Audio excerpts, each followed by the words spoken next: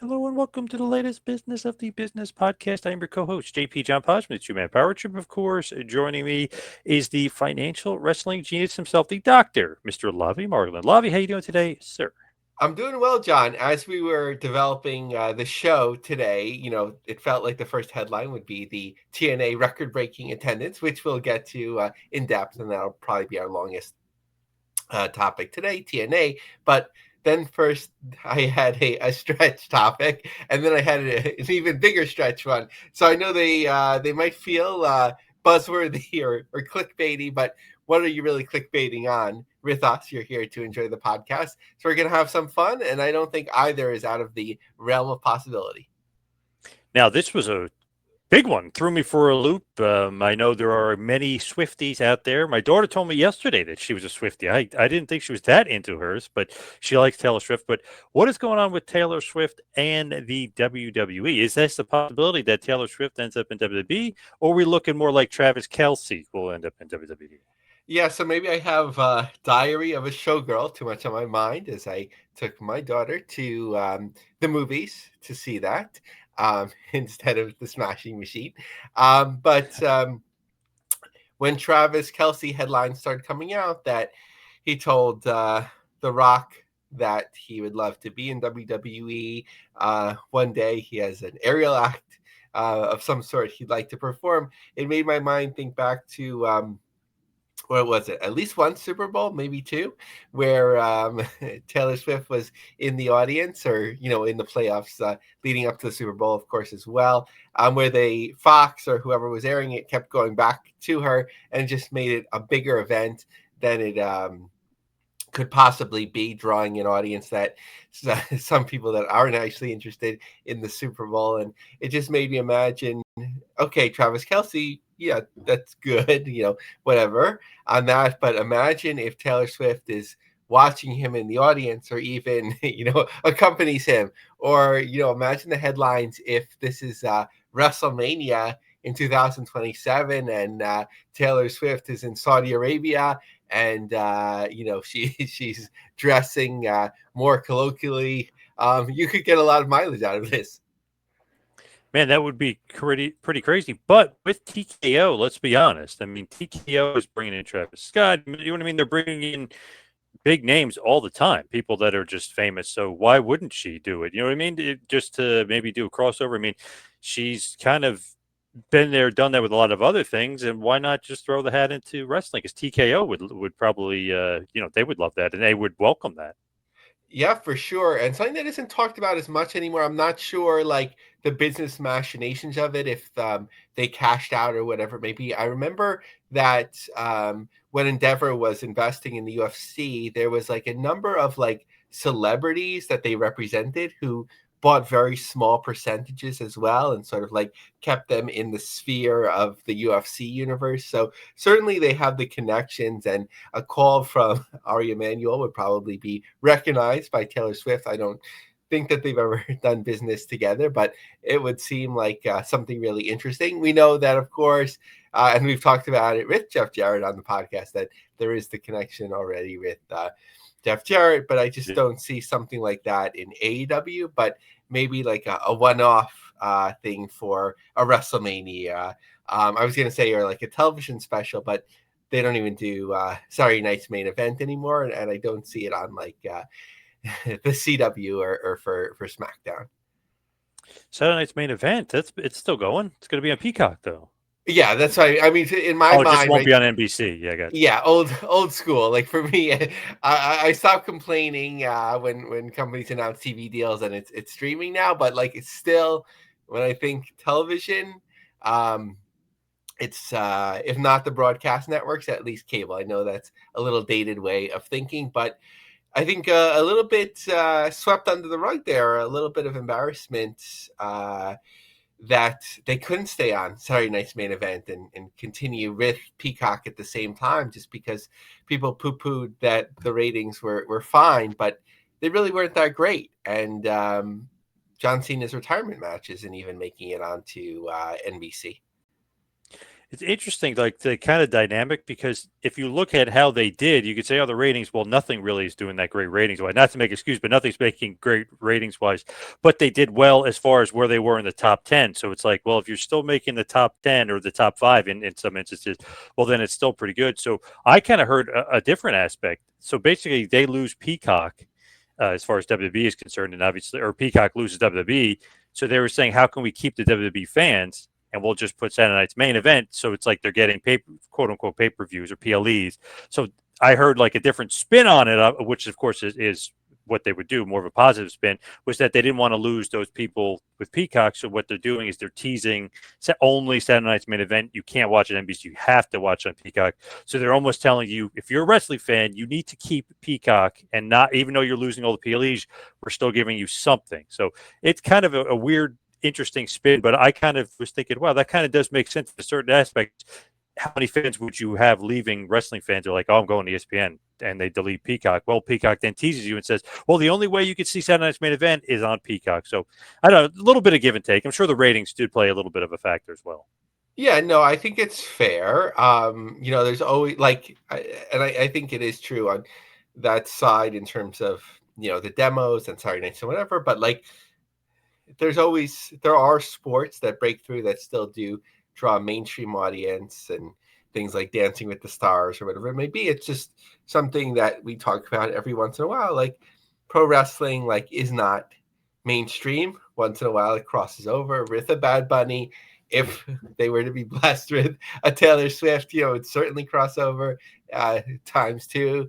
But generally, like, the mainstream America, you know, doesn't care for pro wrestling. And I'm sorry to say that.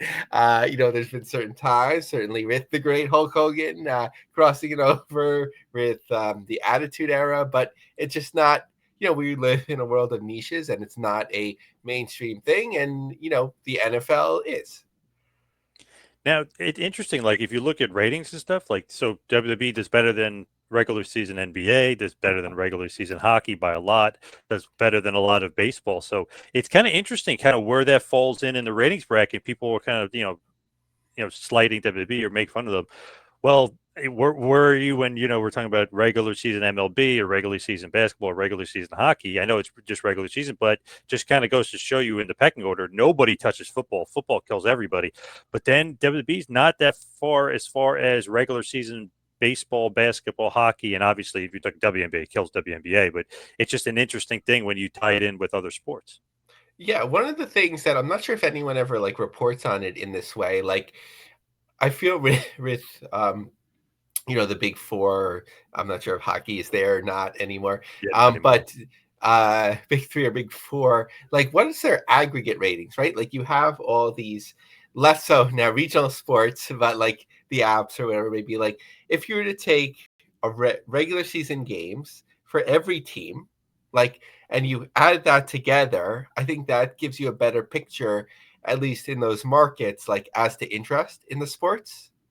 Because like a Knicks game, Rangers game, if they're doing well, it tends to have a lot of viewers in New York. Whereas like somebody watching Detroit against Pittsburgh, if they have like huge stars at that time, then people will watch. But some people are like, I love hockey, I love the Rangers, but that's basically what I have time to watch, as opposed to like the game of the week. And I know when the NBA was very popular, that you'd have those NBA on NBC, and it would certainly be an event.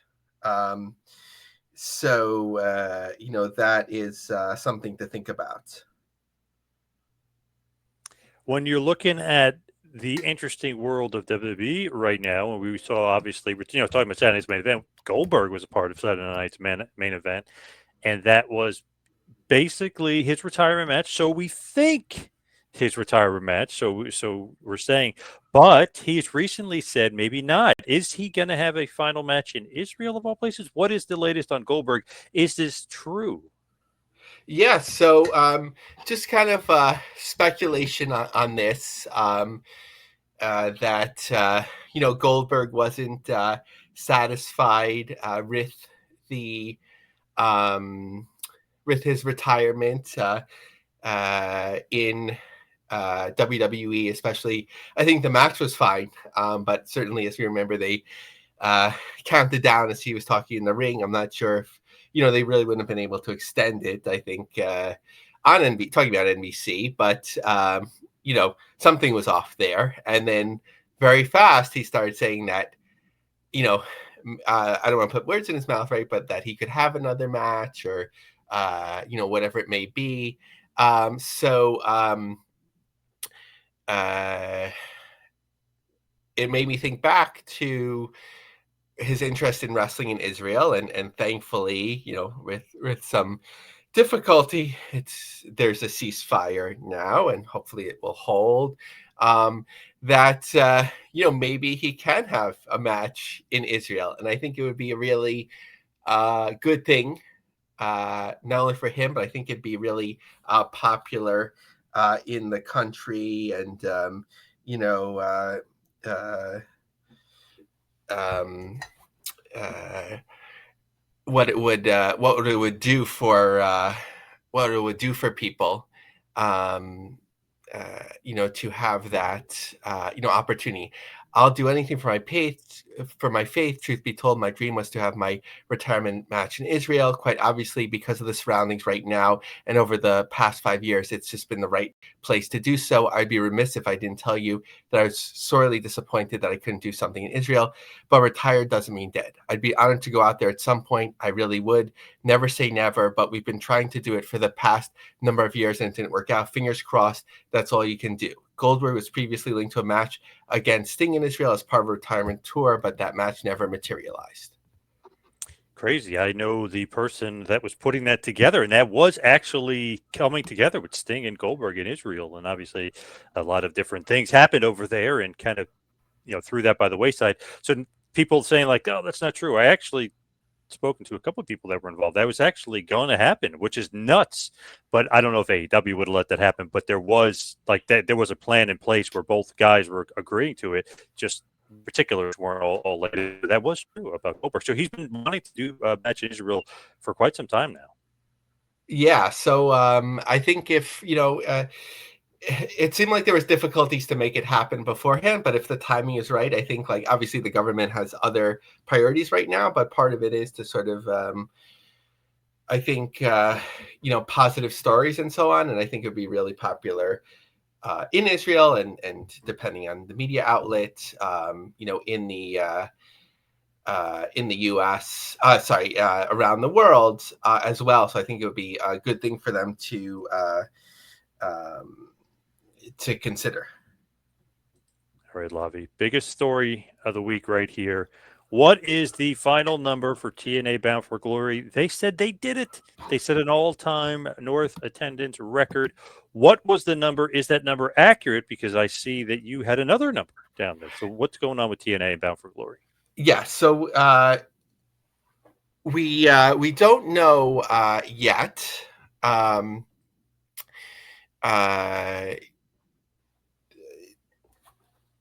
Sorry, 1 second. Because the number out there, 7,794, but then you had sent me a different number here, somewhere in the 6,400 range. So I'm just kind of curious what the real number could be. So right. So they announced, TNA had announced 7,794. Ross Foreman, their PR, their official account, Anthem published it on LinkedIn. And then it was interesting that Nicole Racine, Senior Vice President of Sales, who is focused on the partnership, like they were sort of like, let's see. TNA sets a new record. Bound for Glory and continues to build momentum. On Saturday, October 12th, TNA's Bound for Glory shattered records, drawing 7,794. This milestone reflects the incredible momentum driving TNA forward from sold-out live events and growing international audiences to rapid adoption of our TNA Plus OTT platforms. Leading that growth is Senior Vice President of Sales, Nicole Racine, who is setting a new standard for how brands connect with passion.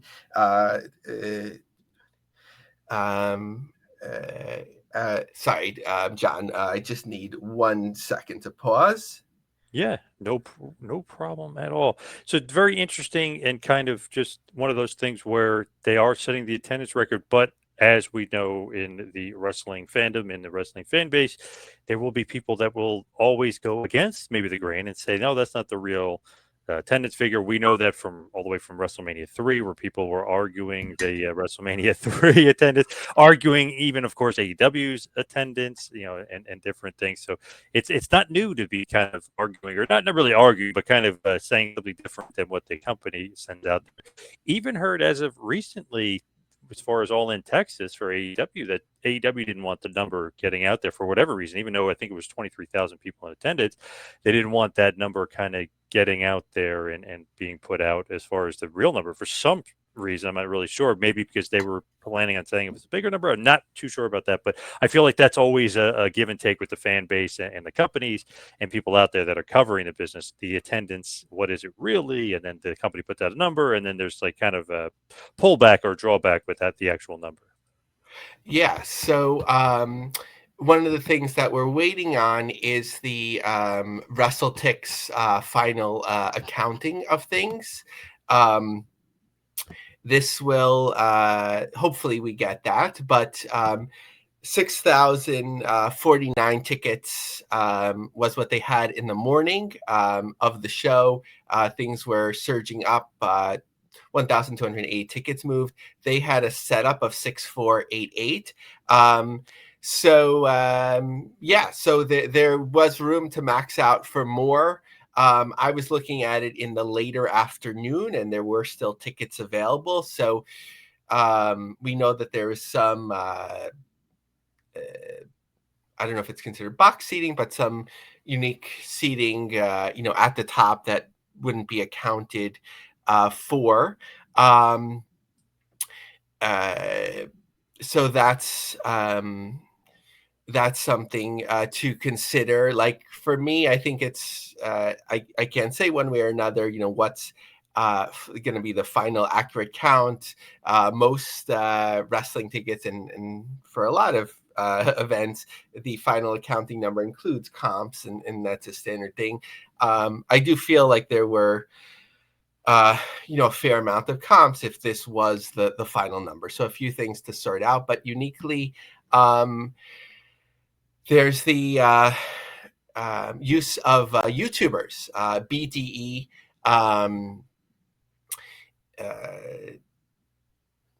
Is the a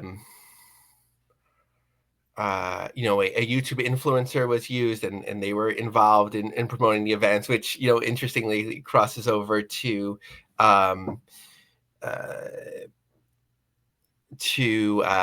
basically the presidential election, where using alternative forms of media and so on to get attention was very successful for Trump, through Dana White and suggestion of Trump's youngest son as well, which is a whole nother story. So kudos to them on utilizing that. What else? So that's the attendance breaker apparently there for North America. So that's that story. Now Genesis, of course, will be taking place in Dallas, or the Dallas area. I don't have more information on that. I'm assuming the Curtis Colwell Center, which is in the general vicinity, I think 30 miles outside of Dallas, which has a capacity of 6,860 with fixed seats, potentially 8,500 standing. So if they want to break that record again, potentially how they set things up, they can do that. Our friend John Pollock at Post Wrestling has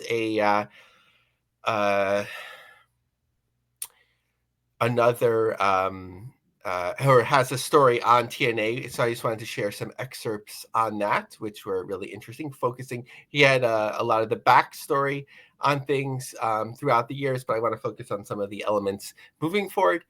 TNA's final pay-per-view showcased the best and worst of the promotion, with 2.5 months and a pair of TNA Plus specials on the calendar. The company is in a semi-holding pattern as murmurs of a forthcoming media rights deal persist, straight from the mouth of Carlos Silva. Bound for Glory was the 21st edition, beginning 2005. The last 18 months have seen TNA achieve levels not seen since its peak on Spike TV, when it was profitable entity before the signings of Hulk Hogan, Eric Bischoff, and so on. Often it's a case of TNA shooting itself in the foot when it's good things going. Last January, TNA rebranding was surprisingly met with a lot of positivity and, more importantly, aided in the business of its Hard to Kill event in Vegas. Riding the wave of the show, there was a power play, and D'Amore was left on the outs, the person many associated with the brand and one of the few links to the history. Talent and fans viewed TNA and its management as the bad guys, and it was thought that any newfound momentum just evaporated.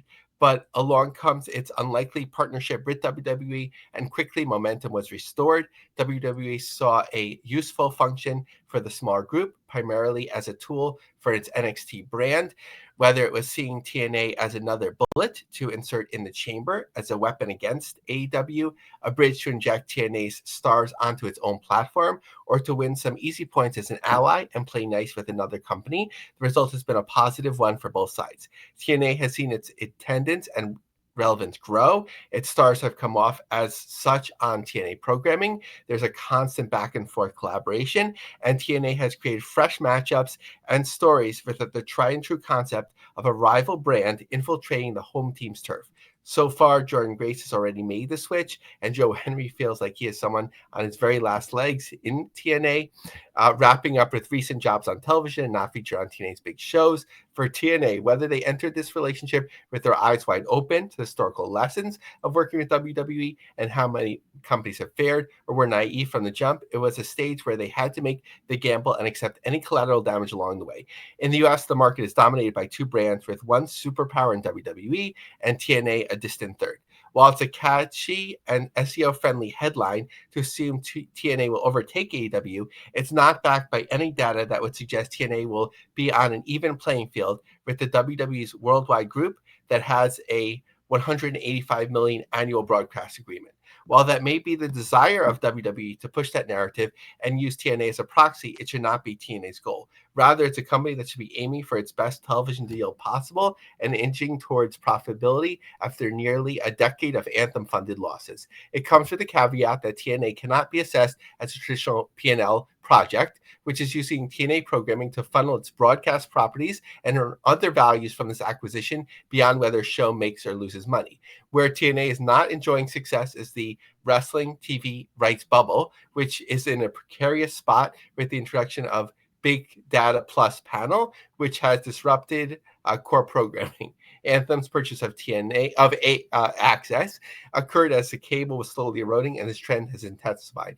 Viewership isn't even available publicly as a metric.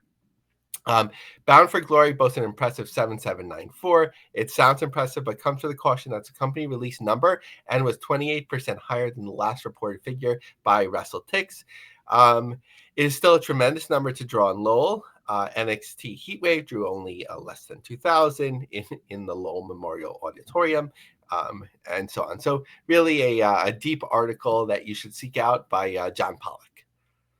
Always does some great stuff. Be interesting to find that final number total. But right now, it's 7794. It is a record for TNA, their largest North American gate. Now, what is going on? Speaking of North America, speaking of wrestling companies here, what is going on with New Japan Pro Wrestling and coming back to America?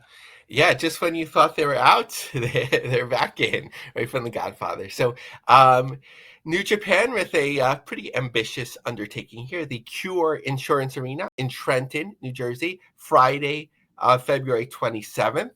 So 4 months away. And that venue is a semi-major arena, had been frequented by WWE throughout the years. I remember going to an ADCC all the way out there, taking the train, and asking the people when I get off the train stop, should I walk there or is it safe? And they're like, no, and I assume these were locals who work there.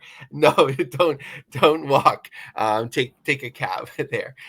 So it kind of feels like, it's obviously it's New Jersey, but a little bit far out from the New York City area to unless you're really inspired to commute there. John, have you been to that venue? Yes, a couple times. Actually, a couple years ago, it was kind of the Cody Rhodes return to WWE when they had that house show there in Trenton. Great venue. Say what you want about the area of Trenton, but the venue is great. I think it's great. All the seats are great. And that day, Cody Rhodes brought a sellout to the Cure Arena there. I don't know if New Japan will quite necessarily reach that peak, but hopefully they do well there. But Cody Rhodes' house show did get great business. Yeah, so with the right draw, so hopefully they have something interesting or unique up their sleeves, because I think the general shows outside of Tanahashi's retirement in America, which obviously you can only do once, and I don't think there's something else replicable. Otherwise it would be a struggle. What is going on in GCW? Because I see here maybe Brett is letting the curtain go a little bit, or maybe he has made up with Violent J of ICP. What's going on with Game Changer Wrestling and our buddy Brett Lauderdale? Yeah, so Brett had tweeted on October 13th, "Now that the dust has cleared, I just want to say how cool it was to work with Violent J and JCW Lunacy over the past year. I went to ICP concerts at Dome Arena in Rochester as a teen, but the Stranglemania tapes changed my life. Thank you, Jay, Rudy, Bill, and the amazing psychopathic crew." So we, of course, were lucky to have not only Brett on, but Violent J unexpectedly in Brett's last appearance. And, they were working the rivalry for us. And I haven't seen any clips, nor have I sought them out, but apparently Violent J was set on fire during the last show in New Jersey. But like I talked about, maybe it was like a little bit of a data perspective on the influence of ICP. I don't know. Like I thought it was going to be bigger than it was, but I think it's hard to work that angle where, ICP and GCW fans don't like each other. I thought you could have done like some unique stuff with that, like have the fans sit separately and really,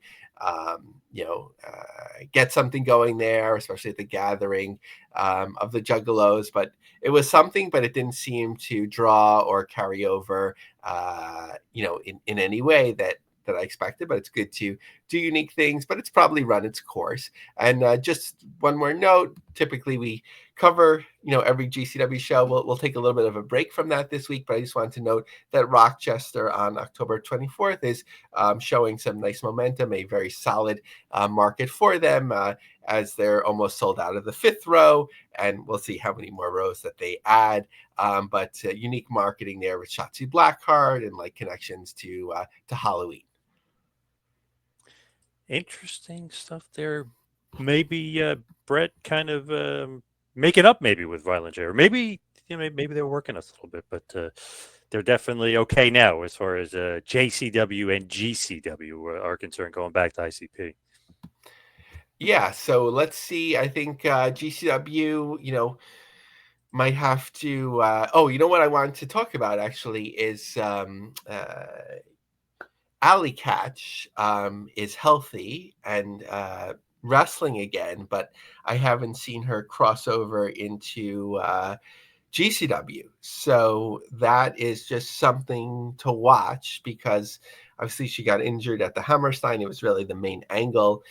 Not her injury, of course, which was real, but her match and rivalry, with the champion, now champion, was really, a main compelling element of that show. And you would think that she would cross over there first. So have to see with that. And I don't think Masha has wrestled at all since the controversy hit of allegations of domestic violence, and all that.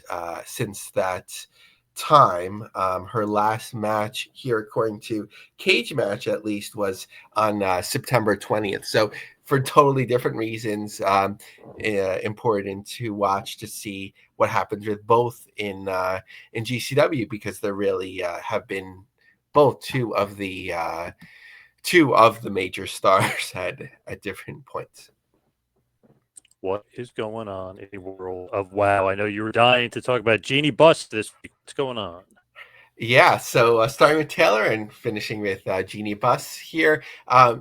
to Jeanie Buss, in terms of PR and forward facing her role in WoW as sort of like as this opportunity maker for women in pro wrestling and all of that. So um, uh, Buss invoked her mentor, Billie Jean King, and King's passionate campaign for Title IX, its impact on equity for women's sports, and how that must be protected, which drew applause. So she was at an event. Unfortunately, I should have kept track of which event, but women in sports centric event, apparently.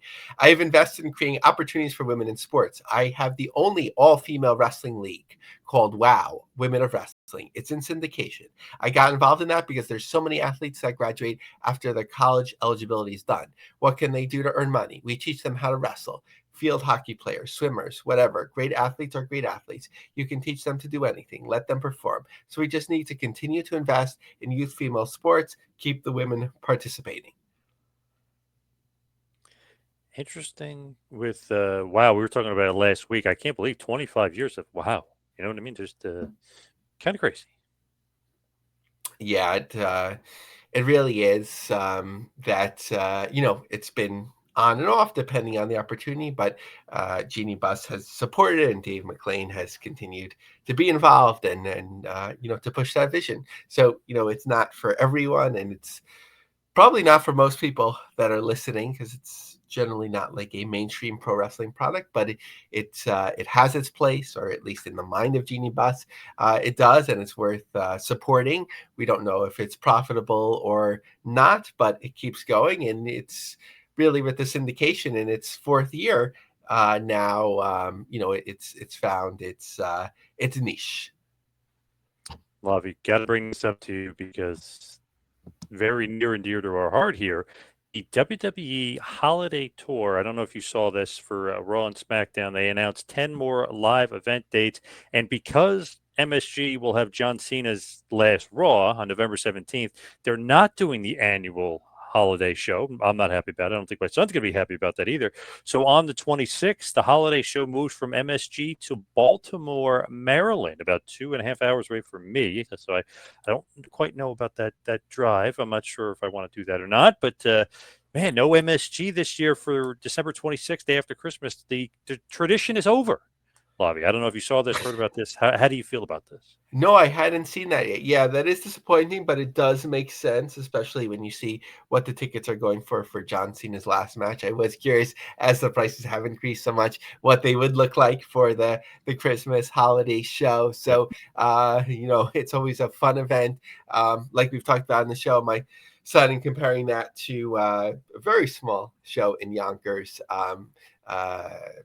About a half a year later, really preferred just being first or second row and just enjoying the experience there. So I probably would have gone at least myself just because I like the feel of the show. But it just makes sense for the market and timing in this one-off John Cena event. Man, kind of crazy, to think that tradition is over, but I kind of had that feeling just because they were doing that show November 17th. Would they really come back? I mean, this is an old school MSG where they run there once a month. I mean, would they really do a month later? Probably not. So kind of stinks in some aspects. I don't know about Baltimore. That's quite a hike getting there, although I'm sure there'll be no traffic that day. I wouldn't hope, but I don't know. That's quite the hike there. Man, and the John Cena tickets. I don't know if you saw how much they are for the Washington D.C. show, the Saturday Night's Main Event show on 12/13. I saw the cheapest ticket all the way up in the cheapie seats with 350. So obviously, those tickets are pretty expensive. The Raw seats for November 17th are pretty expensive, but about what they were, I would say, for the last Raw that was at MSG, maybe a little bit more. So it's still pretty expensive, but looks like the Washington D.C. show is going to cost you about $100 more for worse seats. Yeah, it's a moment, and they probably will be smart and have like special merchandise for that. I'm not sure if they're already doing it, right? Like for this, since it was announced that there's this countdown, they probably are. But you can not only maximize the gate, but maximize the revenue. It's already being televised, as we talked about, going full circle, right, on Peacock. But if there was an opportunity for at least cutting in or televising, sort of like maybe like what VH1 or something would do. Like if there was like a classic tour that was coming back, they'd be like, "We're live in East Rutherford, New Jersey. We're gonna hear Springsteen and the E Street Band play Atlantic City, or whatever it may be," and then they're in and they're out, like kind of like cool cut in. Moments. I don't think there's any plans to do those sort of things, but when you have these unique experiences that aren't being captured, I think there, are opportunities there. I think you might make the trip to Maryland. I have a feeling, or maybe you'll go to Rochester. They're there on the 28th for the holiday tour, so they'll be there. Maybe you'll do that. I don't know. I am familiar now with the Amtrak having taken it all the way up to Buffalo, but it does seem like a lot. So just to throw us out there, the other dates. So the 26th, Baltimore, Maryland. The 27th, one part of the tour will be in Tampa. The other part will be in Pittsburgh.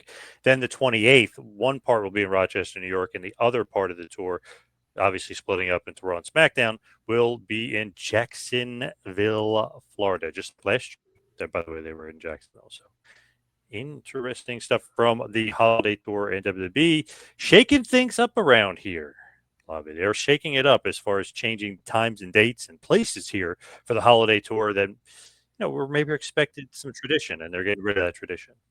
Yeah, I don't have that in front of me, but I feel like they've been in Baltimore before, especially when they've been doing the split shows in recent years, and I don't think it has done that well. I could be thinking of the wrong city, but sometimes it's just a matter of timing and availability, and it's just generally a really good draw on something. If they're going to do any house shows at all, certainly the holiday season is a good one. I guess, like, Baltimore certainly has its own distinction, its own city, but it's not too far outside of Washington, D.C. So if like you're like, okay, it's a lot to run New York twice, maybe it's somewhat of a lot to run Baltimore after just running DC, but I think they'll do fine at the end of the day.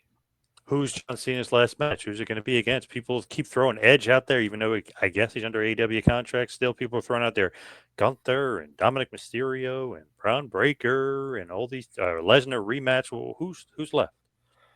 Yeah, I guess, I mean, you want him to go out on top, so I guess Lesnar, right? If they keep getting him these wins, you don't want to waste that. But maybe you just be like, it's a one-time thing. Is Randy Orton healthy? That's the thing. He is, because he's been wrestling, but they kind of been there and done that with Orton with that. Had their little feud back at Backlash. So I don't know if they'll go back to that well or not. Plus, Cena was doing the RKO recently, kind of like a love letter to Orton. So I don't know if they would go back to that well or not on Orton. That's a tough question. I haven't been following it enough. Like, are there people Cena has like talked about over the years that he's been really close with who are still involved, or like might be like in the position where they could come back and perform? I don't know, because people were saying Edge or Jericho, but Jericho's not free until January 1st, and Edge, I think, is still under contract with AEW as far as I know. So I'm not sure who else is kind of left out there. Jericho would be interesting. I mean, Yeah. like in theory, you could work something out, but I don't know if allowing Andrade to Right. to start working early is an even trade off. So there's Right. obviously a Right. lot of bad blood Right, that's the there. rumor out there. Hey, we'll let Andrade work now instead of going through 90 days or even a year, which is kind of crazy, because I heard Yeah, that could be a possibility too. And then we'll trade it for a Edge trade off. So I don't know. I don't know if AEW would do that. I think it's sort of like it's about Cena, and as long as it's someone viable, like Cody Rhodes or whomever, like that, like it doesn't have to be like a deeply personal story about them both. Like I guess there's a lot more depth to it if you do, but like somebody that just, I think you'd want to have like an older performer, just because it, like, a throwback to something like that. Or I guess you could have somebody newer where you're making them and they get really close to beating Cena, and that sort of makes them in a way. Who did Cena debut against on television? Kurt Angle, wasn't it?